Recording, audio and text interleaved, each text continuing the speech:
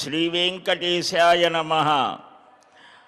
హరే రామ రామ రామ హరే హరే, హరే కృష్ణ కృష్ణ కృష్ణ హరే హరే.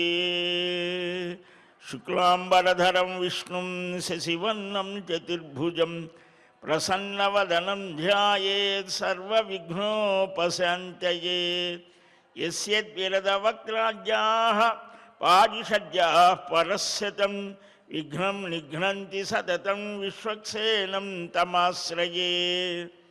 అఖిల భువన జన్మస్థేమ భంగాదిలీలే వినత వివిధ భూత వ్రాత రక్షైక దీక్షే.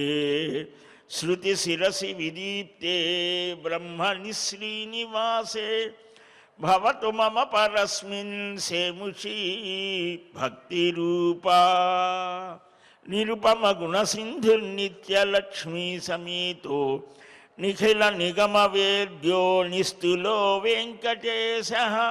నిజచరణ సమర్చాసక్త భక్త ఊఘరక్షి నివసతి హృదయే మే స్వాంఘ్రి భక్తిన్ వితన్వన్. నారాయణం నమస్కృత్య నరం చైవ నరోత్తమం దేవీం సరస్వతీం వ్యాసం తతో జయముదీరయేత్. కృష్ణాయ వాసుదేవాయ దేవకీ నందనాయ చ నందగోపకుమారాయ గోవిందాయ నమో నమః. శ్రీలక్ష్మీవల్లభారంభాం విఖనో మునిమధ్యమాం అస్మదాచార్యపర్యంతాం వందే గురుపరంపరాం. అస్మత్శ్రీ గురుచరణారవిందాభ్యాం నమః. పరమగురుభ్యో నమః. సర్వగురుభ్యో నమః. ఏకాదశ్యాం నిరాహారస్థిత్వాద్యాహం పరేహని భోక్ష్యామి పుండరీకాక్ష శరణం మే భవచ్యుత. ఫాల్గుణ మాసంలో పరమ పవిత్రమైన వెంకటాచల క్షేత్రంలో శుద్ధ బహుళ ఏకాదశి రోజున బహురూపధారి అయినటువంటి భక్త వాత్సల్యం కలిగినటువంటి ఆ పరమపురుషుని యొక్క దివ్య సన్నిధానంలో ప్రశాంతంగా కూర్చొని కృష్ణ నారాయణ వాసుదేవ నరహరి ముకుంద అనే దివ్య నామాన్ని కీర్తిస్తూ ఈ దివ్యమైనటువంటి దేవదేవుని యొక్క స్థానంలో స్మరణ చేస్తూ నారద మహాపురాణాన్ని మనం అవగాహన చేసుకుంటూ ఉన్నాం. ఈరోజు చాలా ఫాల్గుణ మాసమే ఒక విశిష్టమైనది. లక్ష్మీదేవి ఆవిర్భవించింది ఈ మాసంలోని. అలాగనే మధ్వ సంప్రదాయంలో ముగ్గురు మహానుభావులు వారి ఆరాధన ఇప్పుడే ఈ ఫాల్గుణంలోని. వామన అవతారం అదితి పయోవ్రతం చేస్తోంది. పాడ్యమి మొదలుకొని వామనుడుగా అవతరించాడు, త్రివిక్రముడయ్యాడు. ఇంతింతై వటుడింతయై మరియు తానింతై నభోవీధిపైనంతై తోయద మండలాక్రమణ కల్లంతై అని ఇలాగా చాలా చిన్నగా ఉన్న స్వామి అద్భుతమైనటువంటి త్రివిక్రమ అవతారాన్ని ధరించాడు. అలాగనే ఈ మాసంలోనే ఆ పరమాత్మ, ఆ పరమపురుషులు, ఆ శ్రీమన్నారాయణుని యొక్క శ్రీనివాసుని యొక్క దివ్య అవతార వైభవాన్ని 32,000 కీర్తనలలో స్మరించి అందరికీ అందించి ప్రచారం చేసిన ఆ అన్నమాచార్య స్వామి వారి యొక్క ఆరాధన కూడా ఈ మాసమే ఈరోజు. కనుక ఇలాంటి పరమ పావనమైనటువంటి ఫాల్గుణంలో అర్జునుడు కూడా పుట్టాడు. ఆయనకి ఆ పేరు కూడా ఒకటి ఉంటుంది. ఈ ఏకాదశి రోజు విశేషం. ఏకాదశి రోజున బ్రహ్మముహూర్తంలో స్నానం చేసి జనార్దనుణ్ణి అర్చించి గంధ పుష్పాదులతో స్వామిని అర్చించి ఇలా విజ్ఞాపన చెయ్యాలి అని నారద పురాణంలోనే మనం 23వ అధ్యాయంలో చెప్పుకున్నాం. స్వామి పుండరీకాక్ష, ఈ ఏకాదశి రోజున ఆహారం తీసుకోకుండా ద్వాదశి తిథి రోజున భుజిస్తాను. అచ్యుత, నీవే నాకు రక్షకుడివి కావాలి అని నియమములతో, నృత్య గీత వాద్యాదులతో, పురాణ ప్రవచనాదులతో స్మరణ చేస్తూ జాగరణ చేయాలి. ద్వాదశి రోజున లేచి స్నానం చేసి పంచామృతాలతో అభిషేకం చేసి ద్వాదశి రోజున క్షీరాభిషేకం చేయాలి. అజ్ఞాన తిమిరాంధస్య వ్రతేనానేన కేశవ ప్రసీద సుముఖో భూత్వా జ్ఞానదృష్టి ప్రదోభవ. అజ్ఞానమనేటువంటి చీకటిలో మునిగిపోయానయ్యా, అంధుడనైపోయాను. నాకు ఈ వ్రతాచరణతో సుముఖుడవై సుప్రసన్నుడవై కృష్ణ వాసుదేవ జ్ఞానదృష్టిని ప్రసాదించు అని మనం ప్రార్థన చెయ్యాలట. ఆ శక్తిని అనుసరించి బ్రాహ్మణులకు ఆహారాన్ని లేదా ఆహార పదార్థాలనిచ్చి దక్షిణ సమర్పించి పంచమహాయజ్ఞాల్ని శ్లోకపూర్వకంగానో మంత్రపూర్వకంగానో ఆచరించి బంధువులతో కలిసి తాను భుజించాలి అని ఈ ఏకాదశి వ్రత మాహాత్మ్యాన్ని పద్మపురాణం పాపమోచని ఏకాదశి అని పేరు. మేము ఆ ఉపవాసాదులు చేయలేమండి అని అంటే దాని పరమలక్ష్యమైనటువంటి నామస్మరణ చెయ్యాలి. హరేన్నామ హరేన్నామ హరేన్నామైవ కేవలం కలవు నాస్త్యేవ నాస్త్యేవ నాస్త్యేవ గతిరన్యథా. నామ సంకీర్తనం యస్య సర్వపాప ప్రణాశనం ప్రణామో దుఃఖశమనః తం నమామి హరిం పరం. మనకు భాగవతాది గ్రంథాలు చెబుతాయి. ఆ హరినామస్మరణ, ఆ శ్రీహరికి నమస్కారం చేయడం, చతుర్భుజుడైనటువంటి శంఖ చక్ర గదాధారి ఆ లక్ష్మీ సమేతుడైనటువంటి శ్రీమన్నారాయణుణ్ణి స్మరిస్తూ హరినామ సంకీర్తన చేయడం ద్వారా మనకు ఆ ఫలం కలుగుతుంది. ప్రధాన లక్ష్యం అది.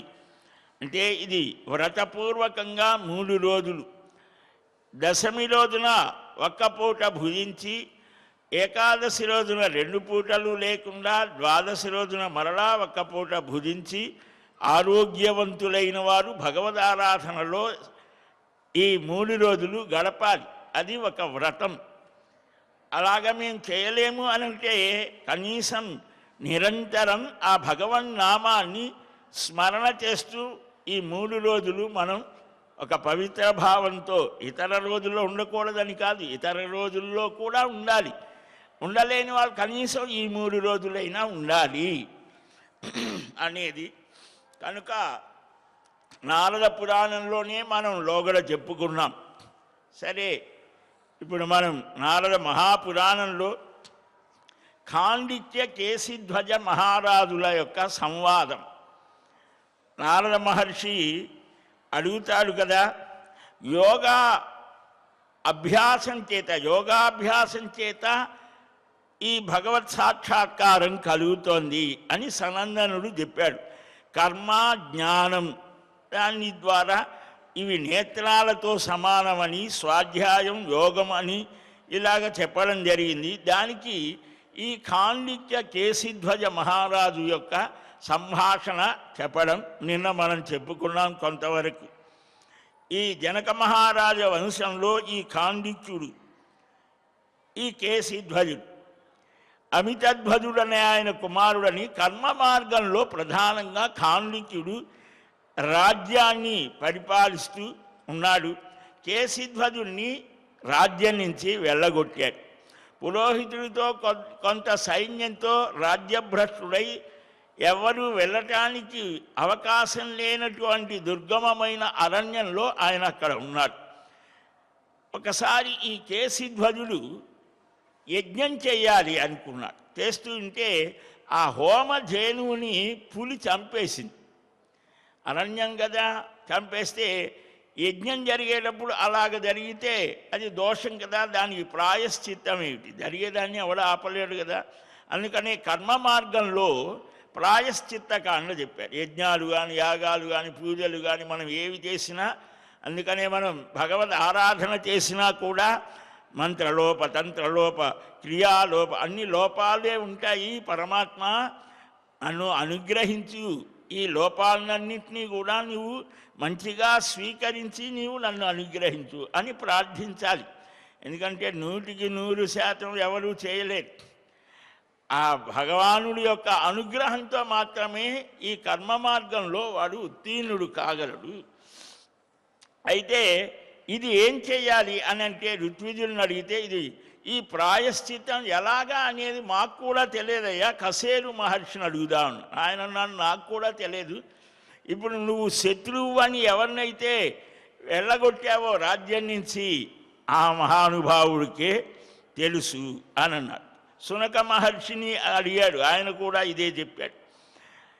అప్పుడు ఆయన దగ్గరికి వెళ్ళాడు. ఖాండికుడు ఒక్కడే చెప్పగలడు అని అంటే ఆ శత్రువైన కేశిధ్వజుడు రావడం చూసి కళ్ళు ఎర్రబారి ధనుర్బాణాలు తీసుకున్నాడు. వీడు అడవిలో కూడా నన్ను ఏదో చేయటానికి వచ్చాడేమో. అంటే యుద్ధము అనేది రాజులు అనేవారు పూర్వం ధర్మబద్ధంగా నడిచేవారు. ఇప్పటిలాగా మనం దొంగ దెబ్బలు తీయటమో ఎట్లాగైనా ఏదో చేయటమో కాదు. మనకు ఒక 1200 సంవత్సరాలుగా అలాంటి వారి ప్రభావం మన మీద పడటం వలన ధర్మం అనేది మర్చిపోయాం. అందువల్ల అన్ని అనర్థాలే. ఈ ప్రాయశ్చిత్తం నాకు తెలియటం కోసం వచ్చాను, అంతేగాని నీతో నేనేమి పోట్లాడటానికి రాలేదని. కృష్ణాదినాన్ని అంటే జింక చర్మాన్ని ధరించి వెళ్ళాడు. అప్పుడు సరే చెప్తానన్నారు. సందేహం తీర్చుకోవడానికి వచ్చానన్నావు కదా, చంపడానికి రాలేదు. నువ్వు కోపాన్నో బాణాన్నో ఏదో ఒకటి వదులు, నేను ఇంకేం చెప్పలేనన్నాడు. కోపం వదిలితే సరే, బాణం వదులుతావా, దానికైనా సిద్ధమే అన్నాడు. ఆలోచించాడు. ఈ మంత్రులతో, మంత్రము అని అంటే ఆలోచన అని కూడా. మంత్రం అంటే ఏదో భగవన్ మంత్రం అదొకటే కాదు. సంస్కృత భాషలో ఒక పదానికి అనేక అర్థాలుంటాయి. ఈ మంత్రులు అంటే ఏమిటి? మంచి ఆలోచన చెప్పేవారు. వారితో వారిని అడిగాడు. అంటే వారు ఏం చేస్తారు, రాజ్యం నీ వశం అవుతోంది, వీడిని కనుక చంపేస్తారు. వాడికి అంతవరకే కదా. దాన్ని మించినటువంటి జ్ఞాన వికాసం కలిగిన వాడు మహారాజు. అందుకని ఎక్స్ట్రాడినరీ అంటారే, మామూలు వారిలాగా ఆలోచించేవారు సహజంగా గతానుగతికో లోక నలోక పారమార్థిక. కానీ కొంతమంది వేరుగా ఆలోచిస్తారు. అందరి ఆలోచనలతో ఉండదు వారి ఆలోచన ధార. అందుకనే వారిని మహాత్ములు అని అన్నారు. మనకు ఆచార్యులు, మహర్షులు, మహాత్ములు, యోగులు, జ్ఞానులు వీరంతా మనలాగా ఏదో తిని నిద్రపోతే వాళ్ళని అనుకోం కదా. వాళ్ళకు ఉన్నది కూడా ఈ వయస్సే. 90 సంవత్సరాలే ఉన్నారు అన్నమాచార్య స్వామి. 16వ ఏట నుంచి 96, 90 అప్పటిదాకా రోజు రాస్తూనే ఉన్నారు ఆయన కీర్తనలు. 32,000 కీర్తనలు ఇవాళ మనం చదవటానికే మనకు తీరిక లేదు. కనీసం అవి చదివినా రాగతాళాలతో కాకపోయినా తెలియకపోయినా చదివినా ఆయన అనుగ్రహం కలుగుతోంది. ఎందుకని ఆ భగవంతుని యొక్క దివ్యానుగ్రహం పొందినవాడు కనుక అలాంటి మహాత్ముల యొక్క వాక్కుని మనం కూడా స్మరిస్తే వీడెవర్రా నా భక్తుడి మాటని మళ్ళా చదువుతున్నారని ఆయన మన వైపైనా చూస్తారన్న. కనుక ఈ మహారాజు అడిగాడు, ఏం చెయ్యాలయ్యా? ఈ మంత్రులంతా కూడా చెప్పాడు. అప్పుడు ఈ రాజు అన్నాడు, ఇలాగా ఇది సరికాదు, నాకు భూమి లభిస్తోంది, వీడిని చంపితే వాడికి పరలోకం లభిస్తోంది. అంటే విశ్వాసం ఈ లోకమే కాదు, ఇక్కడ చేసేటువంటి పుణ్యపాపాలకు అనుభవించడానికి మళ్ళా లోకాలు ఉన్నాయి. భువర్లోక, సువర్లోక, మహర్లోక, జనోలోక, తపోలోక, సత్యలోకాలు, అధోలోకాలు కూడా ఉన్నాయి. ఈ లోకాలు ఇవిగాక ఇంకా ఉన్నాయి అని మనకు ప్రమాణం చెప్తోంది. కాబట్టి ఆ లోకాల్లో వీడును నేను కనుక చంపేస్తే అక్కడికి పోతాడు. దానివల్ల ఏమిటి ప్రయోజనం? ఆస్తికుడు అని అంటే అదే. అంటే ఆయా లోకాలు వేదాలు చెప్తున్నాయి కాబట్టి అవి ఉన్నాయి. అంతేకాదు అనుభవజ్ఞులకు కూడా తెలుసు. అనుభవాలు, మహాత్ముల అనుభవాల్లో మనం చూస్తాం. కాబట్టి ఈ స్థితి నేనెందుకు ఇవ్వాలయ్యా వాడికి? కాదు, ఈ అడిగేదేదో చెప్తానన్నాడు. సరే, ఏం కావాలి నీకు అనంటే, ఇలాగ హోమధేనువుని వ్యాఘ్రం పెద్ద పులి చంపేసింది. యజ్ఞం జరిగే సమయంలో, యాగం జరిగే సమయంలో దానికి ప్రాయశ్చిత్తం చెప్పమంటే చెప్పాడు. అయిపోయింది. అవబృధ స్నానం అంటారు, యజ్ఞాంతంలో చేసేటువంటిది. అందుకనే మనకు బ్రహ్మోత్సవంలో కూడా అది యజ్ఞము అని అన్నారు. ఆ యజ్ఞం చివరిలో అవబృధ స్నానం అక్కడ ఎలాగనో ఇక్కడ చక్ర స్నానం అన్నారు. యజ్ఞాలకు ప్రత్యామ్నాయంగాని ఇక్కడ సమస్తమైన మానవులకు శుభాన్ని కలిగించాలని ఆగమ శాస్త్రాలు ఇలాగా నిత్యోత్సవ, పక్షోత్సవ, మాసోత్సవ, అయనోత్సవ, సంవత్సరోత్సవాలు అని చేస్తారు. సరే, అవబృధ స్నానమై ఆయనకు ఒక ఆలోచన వచ్చింది. అందుకని ఆలోచన అనేది మనం ఉన్నాము అనేదానికి సూచన. ఈ మనస్సు యొక్క స్థితి, దానికి ఏం ఆకారం లేదు కదా, అది అరూపం, అమూర్తం. అది ఆలోచనల ద్వారా మనం చేసే పనుల ద్వారా వ్యక్తమవుతోంది. కాబట్టి అవబృధ స్నానం చేసి ఆలోచించాడు. అన్నీ చేశాను నేను, సదస్సులను గౌరవించాను, ఈ యాచకులకు దాన ధర్మాలు చేశాను. మహారాజులు ఎప్పుడు ఆర్జించిన ధనాన్ని దాచిపెట్టుకోవాలా, దాన ధర్మాలు చేయటమే ధనానికి ప్రయోజనంగా భావించారు. లేకపోతే ఇంత పెద్ద పెద్ద దేవాలయాలు, కొన్ని లక్షల ఆలయాలు మనకి ఎలాగ వచ్చేవి, మన సంస్కృతి ఎలాగ తెలిసేది? కనుక ఆ కేశిధ్వజుడు ఆలోచన చేసి గురువుగా ఒక మంచి మాట చెప్పాడు కాబట్టి ఈయన గురువు, అన్నగారు కాదు అని గురుదక్షిణ ఇవ్వాలి అని ఆయన దగ్గరకు వెళ్ళాడు. అలా వస్తూ ఉంటే మళ్ళా ఆయుధాన్ని ధరించాడు ఆయన. అప్పుడు చెప్పాడు, నిన్ను చంపటానికో యుద్ధానికో రాలేదు, గురుదక్షిణ ఇవ్వాలి అని వచ్చాను. అంటే ఏం కావాలి అంటే మళ్ళా ఆలోచించాడు. సంపూర్ణ రాజ్యం ఇవ్వమని అడగమన్నారు మంత్రులు. నవ్వి అంటారు, అశాశ్వతమైనటువంటి రాజ్యాన్ని నేను కోరుకుంటానా? ఒక ఉత్తమమైనది ఒకటి ఉన్నది అన్నప్పుడు హీనమైన దాన్ని ఎవడైనా వదిలివేస్తాడు. మనం చాలా చిన్న వయస్సులో 10-12 ఏళ్ల వయస్సులో ఉన్నప్పుడు మన స్నేహితులో అమ్మా నాన్నో ఎవరైనా సరే చాక్లెట్లో ఏమైనా ఇస్తే అదే మనకు పెద్ద పండుగ. 20 ఏళ్ళు వచ్చిన తర్వాత చాక్లెట్ ఇస్తే వాడి మొహానే బారేస్తాం. అప్పుడు మనకు కలిగించే ఆనంద స్థితి వేరు. అలాగే 50 ఏళ్ళు 60 ఏళ్ళు వచ్చిన తర్వాత వాడికి అప్పుడు కావలసిన స్థితి వేరు. ఆ మానసికమైనటువంటి ఆలోచన వికాసాన్ని బట్టి మనకు సుఖాన్ని, సంతోషాన్ని, ఆనందాన్ని ఇచ్చేటువంటి స్థితులు మారిపోతూ ఉంటాయి. ఆ మానసిక పరిణామం చిన్న వయస్సులోనే కొందరికి కలుగుతోంది. ప్రహ్లాదుడి యొక్క స్థితిని పోతన్న గారు ఒక్క పద్యంలో, సీస పద్యంలో చాలా చక్కగా చెప్తారు. కన్నుదోయికి అన్యకాంతలడ్డమ్మైన మాతృభావన చేసి మరలువాడు, ఇంత చక్కగా చెప్తాడు. సరే, ఆయన నవ్వి అంటాడు, మీరు మంత్రులు కాబట్టి ఇలా మాట్లాడుతున్నారు, పరమార్థం ఏమిటో తెలుసుకోలేకపోతున్నారు అని ఆ కేశిధ్వజుడి దగ్గరికి వచ్చి, తప్పక గురుదక్షిణ ఇస్తావా అంటే అలాగే అన్నాడు. అయితే నాకు సమస్తమైన క్లేశాలు అంటే కష్టాలు పోగొట్టేటువంటి కర్మను ఏదైనా ఉంటే చెప్పు అని అన్నాడు. మనకు కావాల్సిందే కదా, ఇది మనకు కూడా కావాల్సిందే. పురాణాలన్నీ మనకు కావలసినవే. నారద మహర్షి అడిగే ప్రశ్నలన్నీ మనం అడగవలసినవే ఆయన అడిగాడు. ఏమిటది? మొన్న విన్నాం, దుఃఖం త్రివిధ తాపాలు అంటే శారీరకంగా వచ్చే బాధలు, మానసికంగా వచ్చేటువంటి సమస్యలు, ఇంకా దైవికంగా వచ్చేటువంటి అగ్ని ప్రమాదాలు కానీ, సునామీలు కానీ, ఇలాంటివి ఏవైనా తుఫాన్, ఇవన్నీ దుఃఖాన్ని కలిగించేవే. దుఃఖమైనటువంటి స్థితిని దాటాలంటే ఎలాగా? ఆ ప్రశ్నలకు సమాధానం మనం విన్నాం కదా. కనుక అధ్యాత్మ విజ్ఞాన పరమార్థం బాగా తెలిసినవాడు గురుదక్షిణ ఇచ్చేటైతే నాకు ఆ విషయాన్ని చెప్పమని అడిగారు. ఎవరిని ఏది అడగాలో అదే అడగాలి.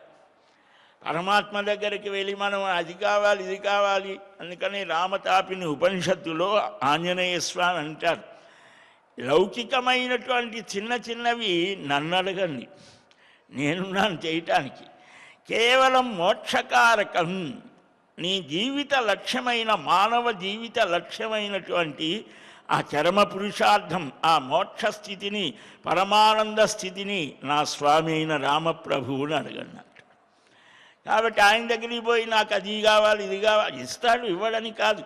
మనకు ప్రధానమంత్రి ఇంకెవరో పెద్ద పెద్ద వాళ్ళ దగ్గరికి పోయి ఏం కావాలి అయ్యా మీకు అని అంటే ఏదో ఈ పూటకు ఎక్కడైనా భోజనం పెట్టించానని అడిగితే ఏమైనా ప్రయోజనం, అది సరైనదేనా? ఆయన అడగవలసింది అడగాలి. అలాగనే సర్వలోకాలకు ప్రభు అయినటువంటి వాడు, సర్వాధ్యక్షుడైన ఆ పరమపురుషుణ్ణి మనం ఏది అడగాలో అదే అడగాలి. ఇక్కడ కూడా ఆ వ్యక్తిలో ఉన్నటువంటి గొప్పతనం ఏమిటో గుర్తించాడు. కాబట్టి ఇతడి దగ్గర యుద్ధం వేరు, యుద్ధం కూడా ధర్మం యుద్ధాలు చేశారు, ధర్మాన్ని అనుసరించి చేశారు. అందుకనే మహాభారతంలో కూడా మనకు వస్తుంది, రాత్రిపూట యుద్ధం చేయకూడదు, పారిపోయేవాడి మీద బాణప్రయోగం చేయకూడదు, ఇలాగ కొన్ని కొన్ని నియమాలు పెట్టుకున్నారు. వాళ్ళే తప్పారనుకోండి, అది కొన్ని నియమాలు ఉండేవి. తప్పినా కూడా దాంట్లో వాడిని నిరసించేటువంటి స్థితి కూడా ఉండేది. కనుక కేశిధ్వజ నిబోధత్వం మజాన ప్రార్థితం యతః రాజ్యమేతదశేషేణ యన్న గృధ్యంతి పండితాః క్షత్రియానామయం ధర్మో యత్ ప్రజా పరిపాలనం. పండితులైనటువంటి వారు అంటే వివేకం, ఆత్మానాత్మ వివేకం కలిగిన వారు. పండితుడు అంటే అది అర్థం, ఆత్మ విషయకమైన జ్ఞాన వికాసం కలిగిన వారు రాజ్యం మీద ఆశపడరు. నేను రాజ్యాన్ని కోరలేదు, పరిపాలన ఎవడైతే చేస్తాడో వాడు క్షత్రియుడు అంటే అది. క్షతి అంటే దెబ్బ అని.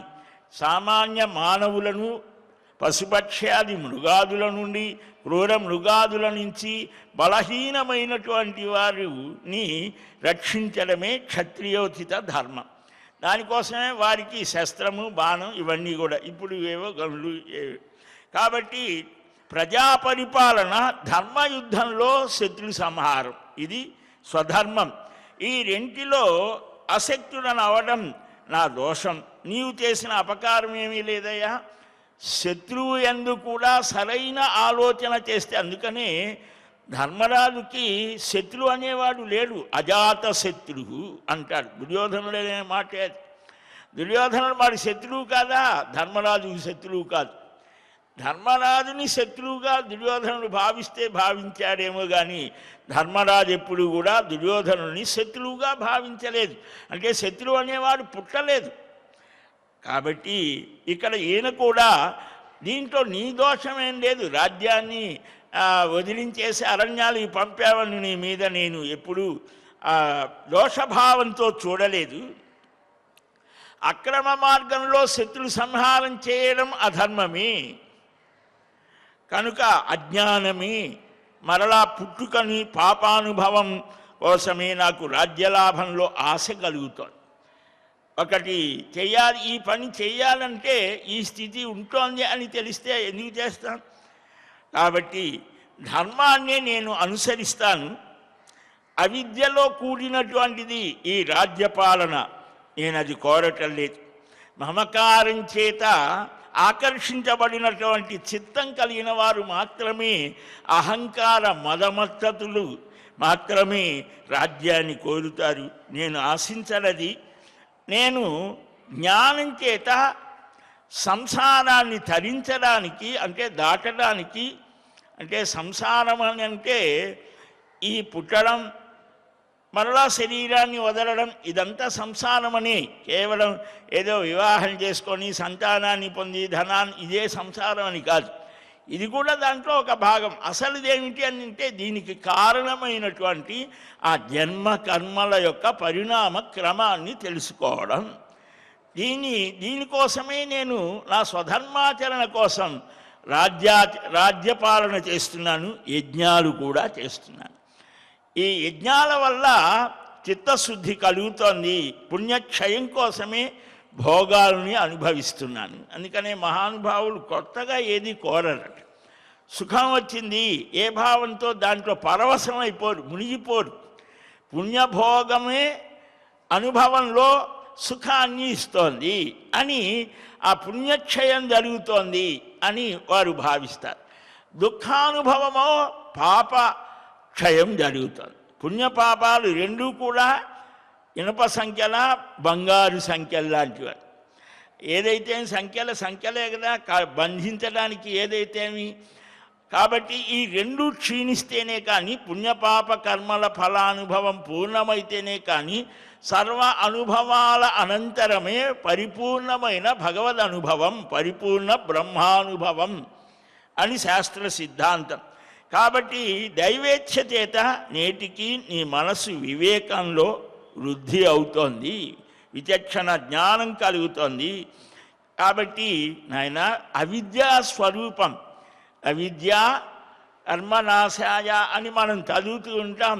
ఆ భగవద్ ఆరాధన సమయంలో అన్నిటిలో అనాద్య విద్యా సంచితమైనటువంటి, అంటే ఎప్పుడు మొదలైందో తెలియదు, ఆ అవిద్య వల్ల సంచితం కూర్చబడినటువంటి ఆ పుణ్యపాప కర్మలకు అనుగుణమైనటువంటి కర్మఫలానుభవం కోసం శరీరాన్ని ధరించి ఈ పనులు చేస్తున్నాము.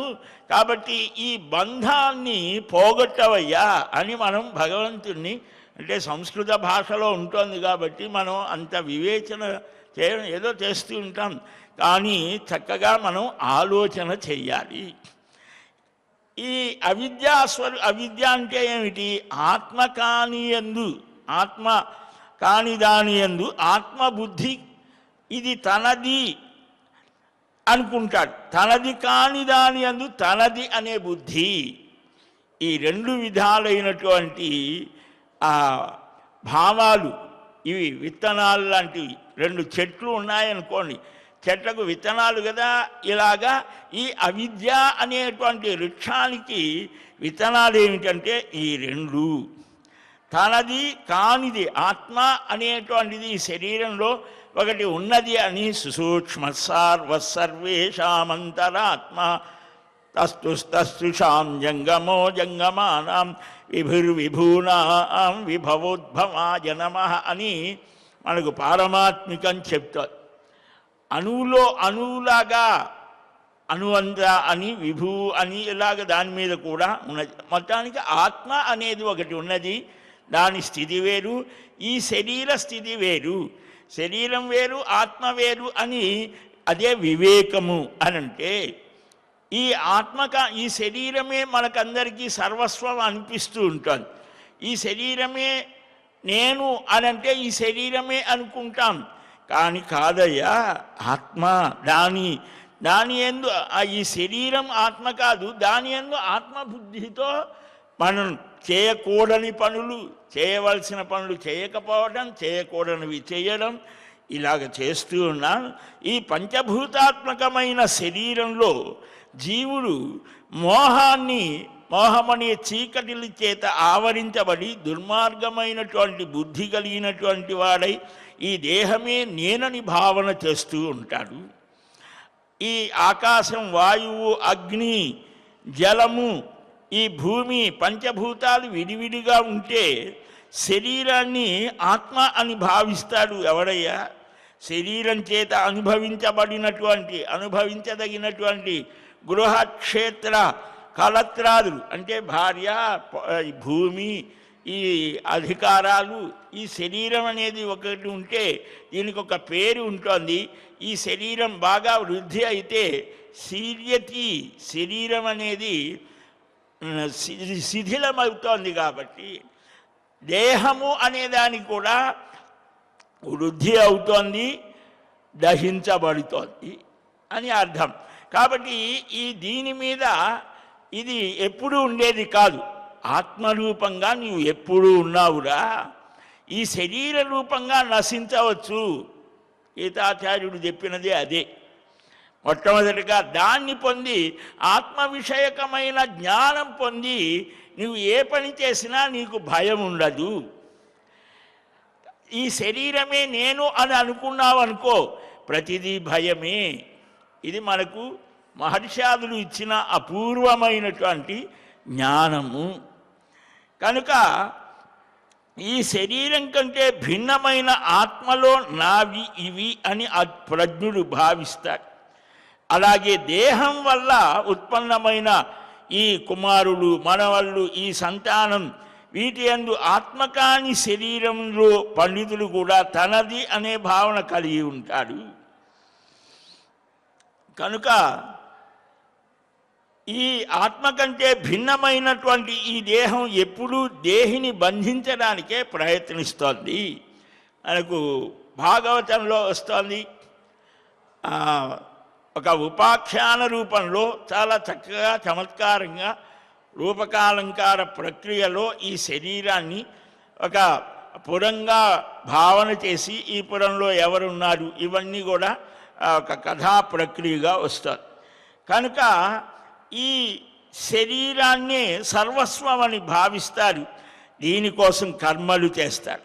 కానీ ఆత్మ కంటే భిన్నమైన ఈ శరీరం ఎప్పుడూ కూడా ఈ శరీరంలో ఆత్మని బంధించడానికే ఈ ఇంద్రియాలు ఇవన్నీ ప్రయత్నం చేస్తాయి. మట్టి చేత నిర్మితమైనటువంటిది ఈ శరీరం. ఈ గృహాన్ని మట్టి ఇల్లు కడతారే, మట్టికి ఇళ్లకు మట్టినే పూస్తూ ఉంటారు. మన శరీరం కూడా ఈ పంచభూతాలతో, అంటే నీరు, గాలి, ఆకాశం, భూమి, వీటితోనే కదా తయారైంది. అందుకనే మనం బాగా శరీరాన్ని రుద్దితే ఏమొస్తుంది? మన్నే వస్తుంది.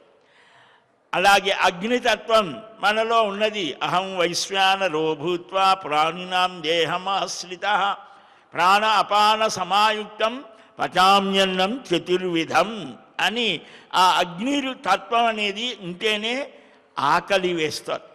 దానికి మనం ఆ సమర్పించే ఆహారాన్ని ఒక యజ్ఞభావనతో ఆహారాన్ని తీసుకోమన్నారు. అందుకని కాళ్ళు కడుక్కోవాలి, చెప్పులు వేసుకొని వంట ఇంట్లో తిరగకూడదు, పైన ఇలాగ ఇన్ని నియమాలు ఎందుకని అని అంటే ఆ లోపల ఉన్నటువంటి ఆ పరమాత్మ స్వరూపానికి అన్న రూపంలో మనం ఆ హవిస్సుని అర్పిస్తున్నాము అనే భావనతో ఆహారం తీసుకోమన్నారు. ఆహారం తీసుకోవటానికి ఏముందండి, నడుస్తూ తినవచ్చు, మాట్లాడుతూ తినవచ్చు, ఇవి పనికిరాదు అని మనకు చెప్పారు పెద్దలు. మౌనేన భగవన్నామం చేస్తూ కబలే కబలే కుర్వన్ గోవింద కీర్తనం. ప్రతి ముద్దకు కూడా ఆహారాన్ని తీసుకునేటప్పుడు గోవింద స్మరణ చేయమన్నారు. కనుక ఈ శరీరం అనేటువంటిది ఒక మట్టి మేడ లాంటిది. దీనికి మళ్ళా మట్టే పూస్తున్నాయ్యా. అలాగ పార్థివ దేహాన్ని కూడా మట్టి నీరుల చేత పూయటం జరుగుతోంది. పంచభోగాత్మకములైనటువంటి భోగాల చేత పాంచభౌతికమైన శరీరాన్ని తృప్తిపరిస్తే వీడిలో గర్వం పెరుగుతుంది. మనం ఇప్పుడు పిల్లలకు అదే అలవాటు చేస్తున్నాం. మరి స్కూల్కి వెళ్తున్నా అంటే సూటు, హ్యాటు, బూటు అన్నీ వేసి, పెర్ఫ్యూమ్స్ రాసి, ఇంకా ఏవేవో చేసి ఏసీ రూమ్ అంటే శరీరాన్ని మనం కష్టపెట్టకూడదు అనుకుంటాం. ఎంత కష్టం, ఆ కష్టాన్ని అనుభవించకపోతే సుఖం విలువ ఎలాగ తెలుస్తుంది? ఈ రెండిటినీ కూడా సమానంగా స్వీకరించాలి అనేటువంటి భావన ఉండాలి. లేకపోతే ఆ కష్టం ఏదో ఒకసారి ఎప్పుడో పడాల్సి వస్తుంది. కనుక అందుకనే పూర్వం మహారాజులు తమ కుమారులను చిన్న వయస్సులో గురుకులాల్లో చేర్పించేవారు. అక్కడ సామాన్యుడైనా ఒకటే, రాజకుమారుడైనా ఒకటే. అట్లాగనే శ్రీకృష్ణులు ఇద్దరూ కూడా ఆ గురువు గారైనటువంటి వశిష్ఠ మహర్షి ఆశ్రమంలో, ఆ సాందీపని ఆశ్రమంలో కుచేలుడు అక్కడే ఉన్నాడు. కుబేరుడిని నియమించేటువంటి శ్రీకృష్ణస్వామి అక్కడే ఉన్నాడు. ఇద్దరు కలిసే నడిచారు. అదే చివరిలో కుచేలోపాఖ్యానంలో మనకు వస్తోంది. గురువు గారి అనుగ్రహంతో మనం ఎలాగ నడిచామయ్యా అని అవన్నీ గుర్తు చేస్తాడు శ్రీకృష్ణస్వామి.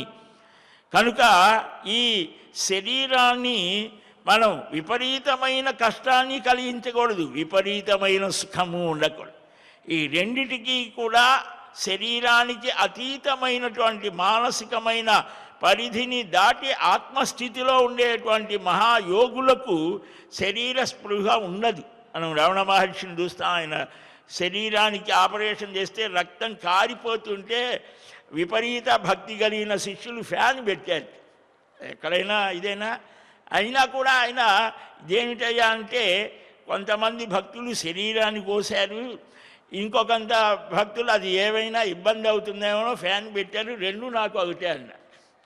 అది శరీర స్పృహ దాటినటువంటి స్థితి మనం ప్రత్యక్షంగా చూస్తాం. అలాగనే త్రైలింగ స్వామి అని ఉన్నాడు.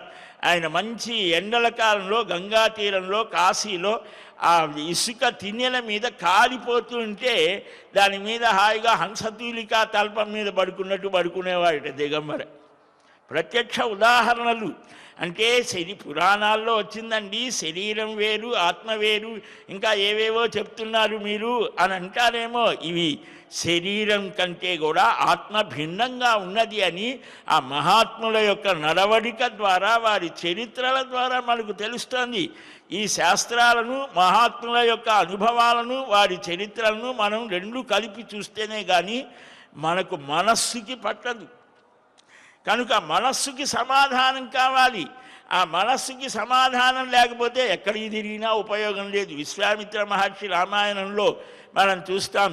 ఉత్తర తూర్పు తిరిగాడు, దక్షిణం వెళ్ళాడు, అక్కడ తపస్సు చేశాడన్నాడు. మళ్ళా పుష్కర్ వెళ్ళాడు, పశ్చిమం, అక్కడ మనస్సు కుదుటపడలేదు. మేనక ఒకసారి వచ్చింది, ఇక్కడ ఇంకొకడు వచ్చాడు.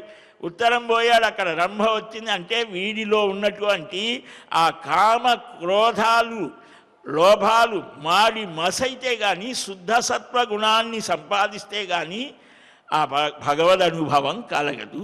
అప్పుడు ఆ సాత్విక ప్రవృత్తి కలిగినప్పుడు కానీ ఆ భగవతత్వాన్ని గ్రహించే స్థితి కలగదు.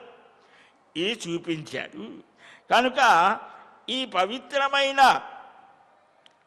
ఈ జ్ఞానము ఉష్ణ జలం చేత వాసనాధూళిని ప్రక్షాళన చేసినట్లుగా సంసారం అనేటువంటి బాటలో ప్రయాణం చేసేటువంటి బాటసారికి మోహశ్రమ శమిస్తోంది.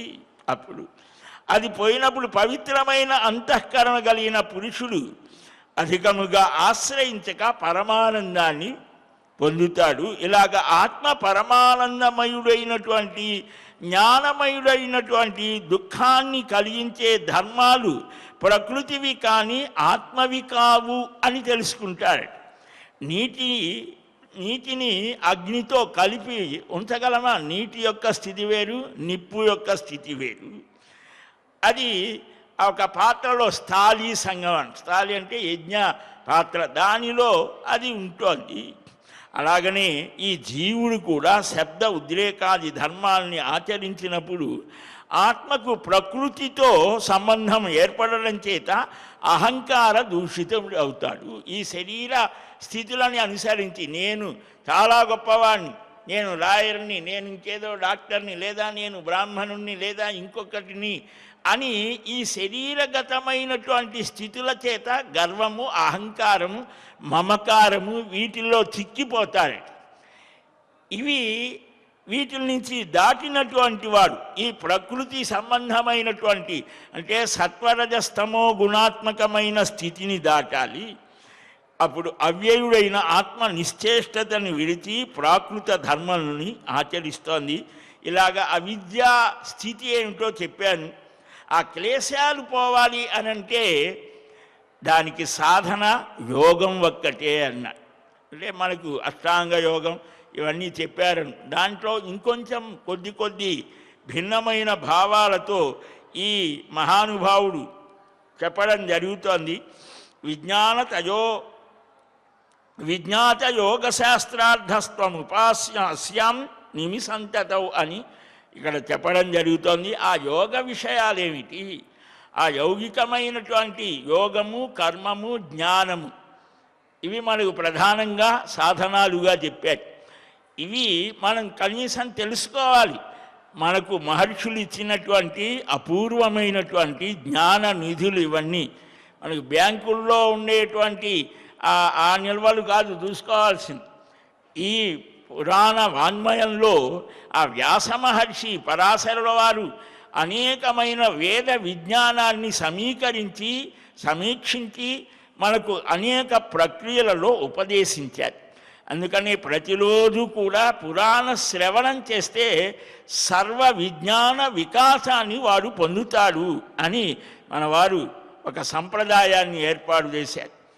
అందువలనే ఇక్కడ కూడా ఈ స్వామివారి సాన్నిధ్యంలో నిరంతరం ఈ ప్రక్రియ జరుగుతోంది. దాన్ని అందరూ కూడా సద్వినియోగం చేసుకొని మానవ జన్మ యొక్క లక్ష్యాన్ని గుర్తించి సాధన చేసి ఆ సర్వేశ్వరుని యొక్క దివ్యానుగ్రహం పొందాలి అని అలాంటి సదసద్వివేచన ఆ శ్రీయపతి శ్రీనివాసుడు సర్వమానవులకు అనుగ్రహించాలని మనమంతా ప్రార్థిద్దాం.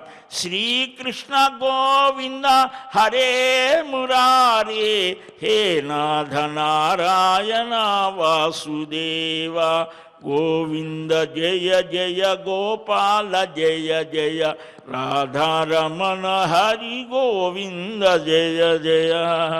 హరే రామ రామ రామ హరే హరే హరే కృష్ణ కృష్ణ కృష్ణ హరే హరే.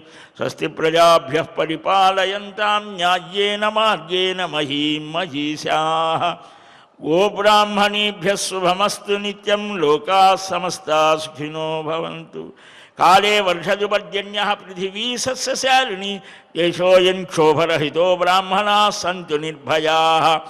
అపుత్రాः పుత్రిణः సంతు పౌత్రిణः అధనా సధనా సంతు జీవంతు శరదాం శతం. శ్రియకాంతాయ కళ్యాణ నిధయేర్ధినాం శ్రీవేంకటనివాసాయ శ్రీనివాసాయ మంగళం. బలం విష్ణోః ప్రవర్ధతాం. సర్వం శ్రీకృష్ణార్పణమస్తు. ఏడుకొండలవాడ వెంకటరమణ గోవింద గోవింద గోవింద గోవింద.